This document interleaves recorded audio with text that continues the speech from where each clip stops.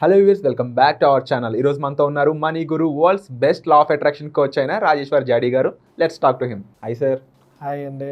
Audience reaction అయితే ఎప్పుడు జాడీ గారు సెషన్ కండక్ట్ చేస్తున్నారు, ఎప్పుడు జాడీ గారు వస్తున్నారు అని చెప్పేసి కామెంట్స్. యా, మనకి యాక్చువల్ నాకు కూడా విపరీతంగా కాల్స్ వస్తున్నాయి.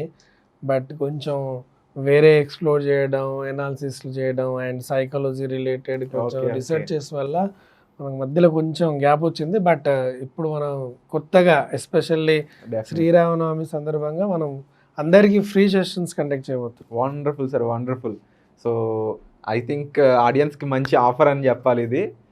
So definitely all the best for the session sir. Thank you అండి. సార్, డైలీ లైఫ్లో మనం లా ఆఫ్ అట్రాక్షన్ యూజ్ చేసుకుంటూ వాడుకునే ప్రాక్టికల్ టిప్స్ ఏమైనా ఉంటే కొంచెం చెప్పండి సార్. మనీ గురించి? యా, మనీ గురించి అంటేనే చెప్తాను నేను. ఓకే, మనీ అంటే రాజేశ్వర్ గారు అంటే let's begin. Energy unstoppable, right? So యాక్చువల్గా నేను మన పాత వీడియోస్లలో కూడా చెప్పాను. సో మనీకి కూడా ఒక సైకాలజీ ఉంటుంది. అవును. So it's like a vice versa. అంటే మనం మనీని ఏ విధంగా చూస్తున్నాం, అదేవిధంగా మనీ మనతో ఏ విధంగా రిలేషన్ బిల్డ్ చేసుకుంటుంది అనేది, అది బిలియనర్స్కి అయినా ఎవరికైనా. అండ్ సో ఆ రిలేషన్ని బట్టి మనం ఆ యొక్క మనీని మ్యాగ్నెట్ లాగా అట్రాక్ట్ చేయడానికి ఛాన్సెస్ ఉంటాయి. సో మనం రోజు సింపుల్ థింగ్ అండి, మనం రోజు early morning for example 8 to 9 o'clock రాగానే మనకి ఏమవుతుంది, మైండ్లో బ్రేక్ఫాస్ట్ చేయాలి అనే థాట్ వస్తుంది. ఈవెన్ మీకు ఆకలిగా ఉన్నా లేకపోయినా ఆ బ్రేక్ఫాస్ట్ చేయాలి, టైం అవుతుంది అని ఉంటుంది కదా. అలాగే ప్రతిరోజు ఏం చేయండి అంటే, ఇది హవాయియన్ టెక్నిక్స్ అంటారు. హవాయియన్ టెక్నిక్స్ అంటారు. సో దీంట్లో ఏంటంటే, దీనికి మన స్పిరిచువల్కి ఒక లింక్ ఉంది. ఏంటి ఆ లింక్ అంటే, యాజ్ యూజువల్ మనం ఏంటి ఓంకారం అంటాం కదా. సో ఓంలో ఏముంటుంది, ఫస్ట్ ఓ. సో ఓ అనేది యూనివర్స్ని కనెక్ట్ చేసే ఒక ప్రాసెస్. ఇందులో ఒక టెక్నిక్ ఉంటుంది, ఆ టెక్నిక్ పేరు హోపోనోపోనో టెక్నిక్. ఓకే, ఈ హోపోనోపోనో టెక్నిక్ ఏంటంటే, మన యొక్క హార్ట్ ఫ్రీక్వెన్సీస్. సో ఏదైనా మనం ఏమంటాం, ఫ్రీక్వెన్సీ. ఆ ఫ్రీక్వెన్సీ అప్ అవుతుంటుంది, డౌన్ అవుతుంటుంది.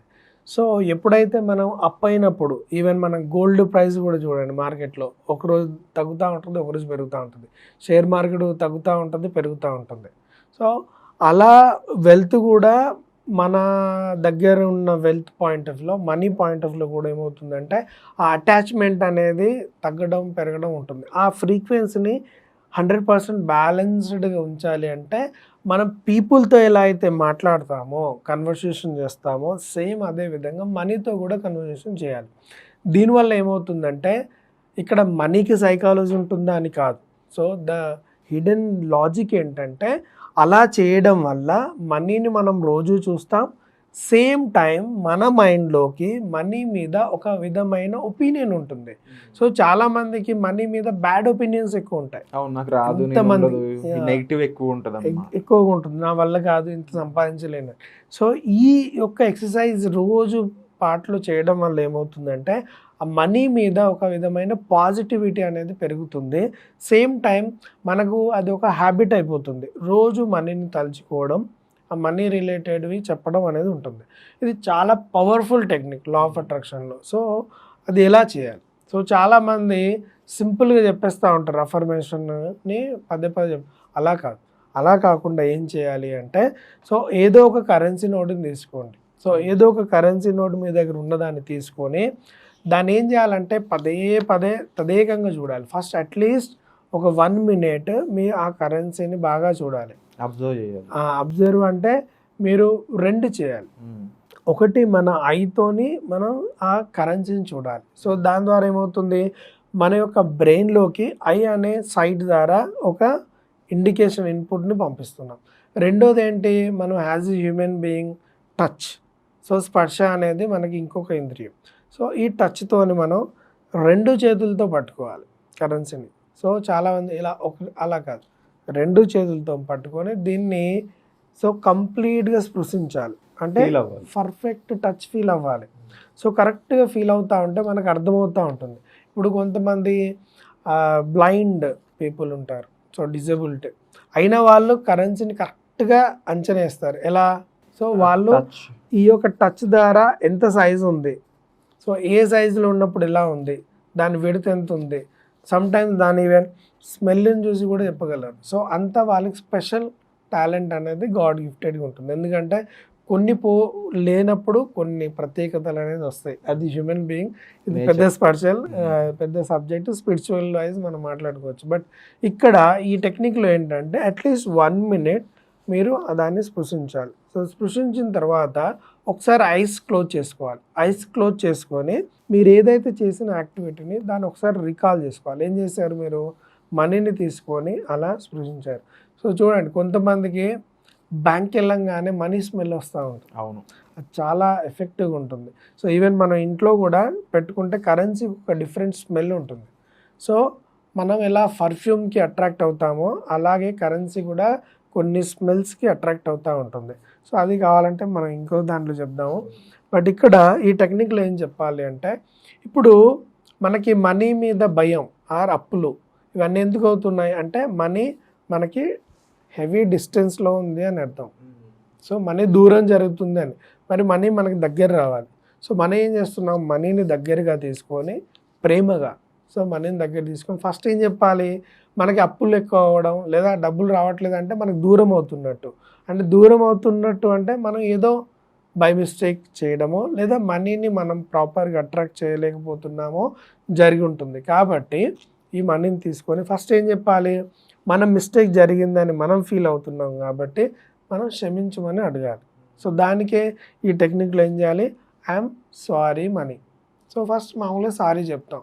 సో ఇది తెలుగు వచ్చిన వాళ్ళకైనా రాని వాళ్ళకైనా, 2 స్టేట్లలో ఉన్న వాళ్ళకైనా, అబ్రాడ్లో ఉన్న తెలుగు పీపుల్స్కైనా, ఎవరికైనా ఈ ఇంగ్లీష్ నార్మల్ వర్డ్స్ వాడడం ఈజీగా వచ్చు.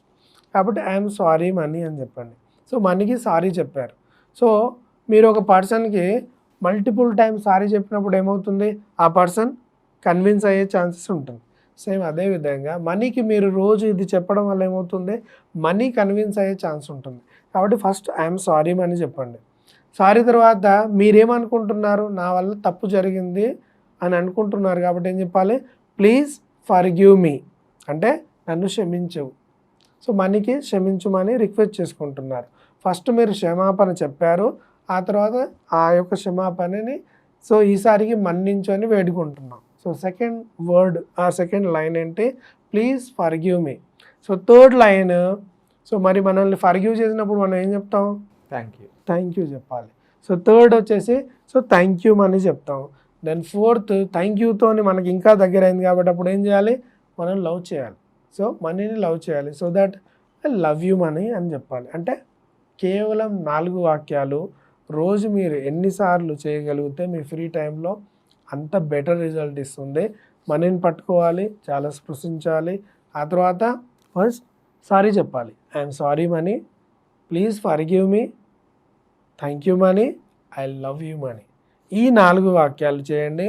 సైకలాజికల్గా మనీ మీద మీకు మంచి ఒపీనియన్ స్టార్ట్ అవుతుంది.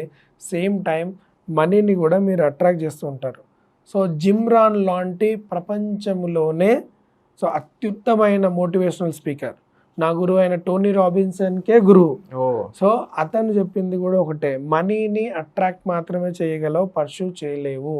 సో కాబట్టి మనీని అట్రాక్ట్ చేయడానికి కొత్త కొత్త పద్ధతులు వస్తూ ఉంటాయి, వాటిని నేర్చుకోండి. మనీని ఆస్వాదించండి. దేనైనా మనం ఆస్వాదించినప్పుడే ఆనందం వస్తుంది.